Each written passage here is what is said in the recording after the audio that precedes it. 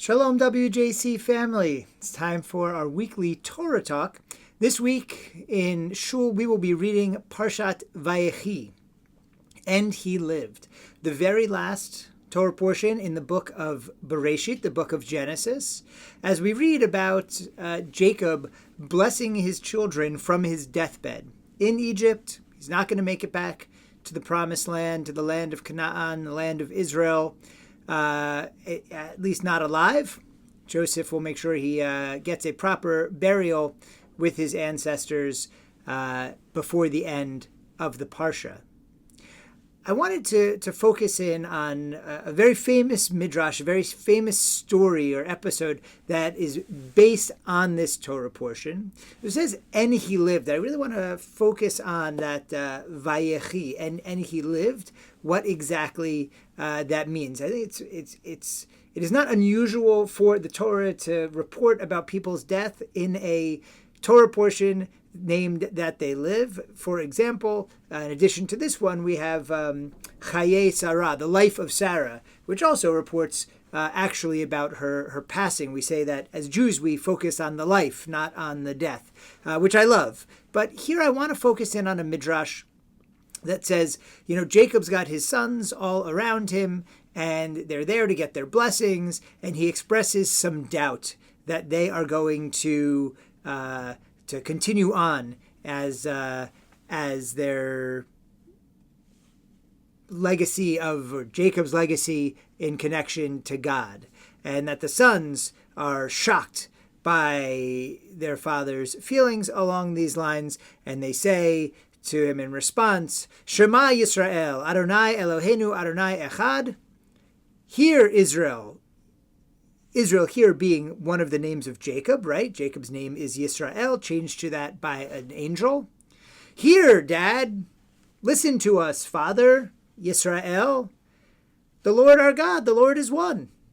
Right? So we're in. We're all in. It's their way of declaring that they're all in. It comes up in several collections of Midrash, as well as in the Talmud. Very, very famous Midrash. What's interesting is the actual verse, Shema Yisrael, Adonai Eloheinu, Adonai Echad. It comes from a passage in Deuteronomy, much, much later in the Torah, the book of Devarim. And it's philosophical. There it means Shema Yisrael, hear, O Israel, meaning the Jewish people, Adonai Eloheinu Adonai Echad.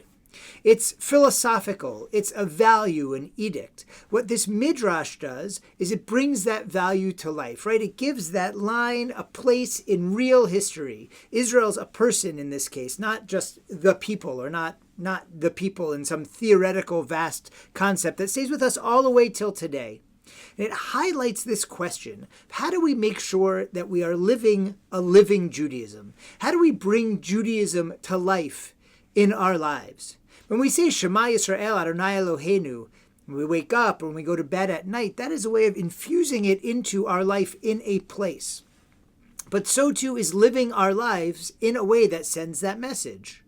Not only to ourselves and to the Jews around us, not only as a philosophical precept, hey, don't forget, the Lord our God, the Lord is one, and everything that goes with it, a code of ethics and morals, and the idea that we can be in a covenantal relationship with God, all of that, all wrapped up in Shema Yisrael Adonai Eloheinu Adonai Echad, those six little words. But how do we also make it so that we are talking to Israel, talking to our ancestors, talking to the generations of God, of the generations of Jews that came before us, and that we are saying to them, Shema Yisrael, listen, all of you generations, all the way back to Israel himself, listen, the Lord our God, the Lord is one. We are still on this mission. We are not only looking backwards, but also bringing this faith to life in the world in which we're living. Vayehi, and it shall be alive for us, no less than it was for Jacob's children and their children and all who came after them. I've been reading a book with my chavruta, Not in Heaven, by Eliezer Berkowitz, published in 1963. Talks about the challenges of a Judaism that existed only in the diaspora, right? Only outside of a sovereign state of Israel, at least, for thousands of years. Now approaching a living state of Israel, and how to make sure that the legal rulings don't only look backwards to what became almost like a museum of Jewish law. So much of it could not be put into place. There was no agriculture in the land of Israel. We lived integrated into other societies, so morality was partly from Judaism, but partly from the societies in which we lived. And now here we are in a Jewish state figuring out this morality for ourselves, figuring out how to make laws that balance the legacy, the tradition from where we came from, but is also alive in a Jewish state for the future. It's got me thinking a lot about how that's not only true for Jews inside Israel, although it is, and for all the people for which Israel is responsible, Jews and non-Jews alike, but also how it needs to be alive in our lives as well. We have this tendency also to practice a Judaism that's a little backwards looking. We want to uphold what was, but sometimes we forget that it also needs to carry us into what is and what will be.